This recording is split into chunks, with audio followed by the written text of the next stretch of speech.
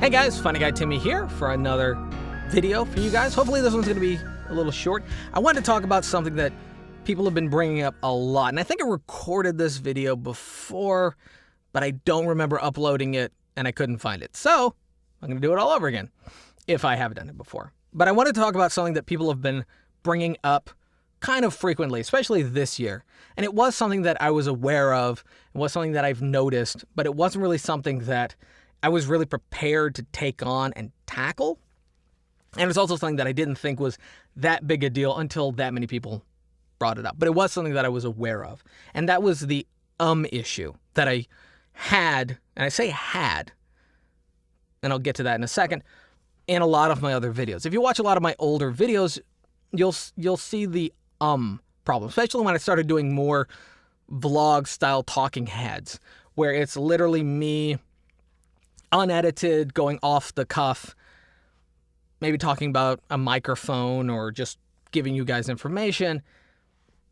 There's not really an idea of where I'm going with it. And so I have a lot of ums in there. And so what it would be is that I try to talk really fast, I'm trying to stay engaging, but I forget what it was I'm talking about, or I don't know which direction I want to take the conversation. So I will pause with an I'll fill that gap with an Now, this is actually an old problem with me.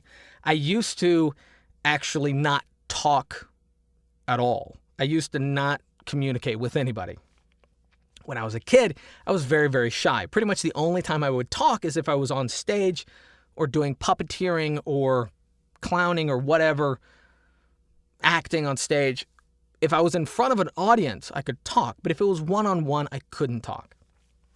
Not sure exactly what in my childhood led to that. It probably was because when we were moving around as kids, my whole family, we didn't really stay in a town or a city so long, so I didn't really get that many friends. I didn't really build that many friends, so I didn't have that good of a communication level. I didn't socialize that much. There's the word. Also, I was homeschooled for the majority of my childhood. And a lot of that was because of my dyslexia. I'm from the 80s. I was born in the 80s, and I grew up most in the 90s. So it was kind of a rough time for someone with dyslexia. Nowadays, we have lots of research and psychologists and therapists that are prepared to help tackle mental disabilities and all kinds of social problems that your kid might have. That didn't exist when I was a kid. I really wish it did.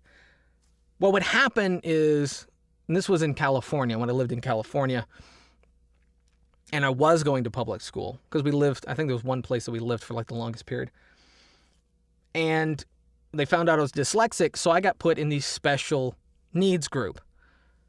Basically, it was me and a whole bunch of people with Down syndrome or with autism.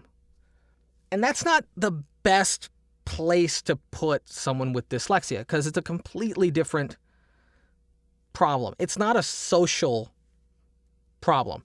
I didn't have a problem making eye contact. I mean, yeah, sure, I was quiet and shy, but that was because it was a new town, it was a new city, I was very little, and I didn't have many friends.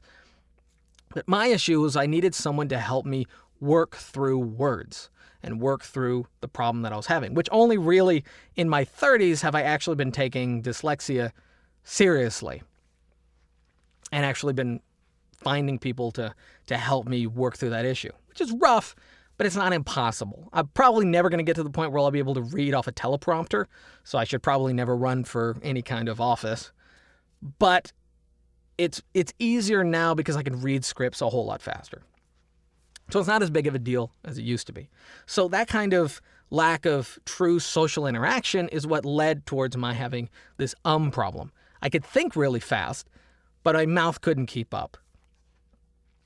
And my first job, it took a while for my operator, manager, and bosses to actually get me to open up and really start talking. So really, I've only been communicating with the outside world for maybe 10 years, maybe a little bit longer. So my communication skills weren't the best. definitely look at my early YouTube stuff to see the difference in where I was and where I am now.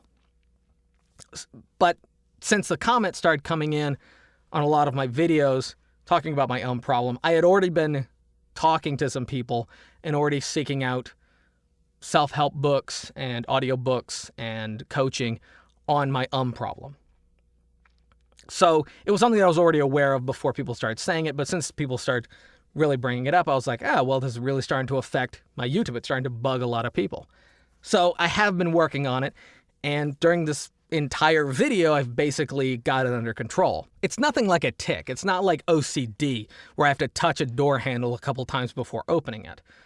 It's not like that. It's just something that was kind of a struggle with me. It's not a mental illness. It's not part of that. It's just something that I never really put the time in improving until recently. So, yes, I did have an problem. It's something that I have more or less gotten under control in the past 6-8 months, but yeah, very much aware. It's not something that I'm ashamed of, and I don't really feel like anyone should be ashamed of it. There's going to be lots of people who are going to point out your flaws, or going to point out things that you do that annoy them, but unless it's something that really decreases the quality of your life, it's not that big of a deal. There's going to be lots of things that I do and I say and the way that I look and the way that I act that's probably going to bug a lot of people. If I focus on what bugs other people, I'm going to stop being me. It's basically the gist of it. But if I'm hoping to do more public speaking and hoping to do more talking head videos, then yes, presenting myself in a professional way, decreasing the number of is probably a good thing.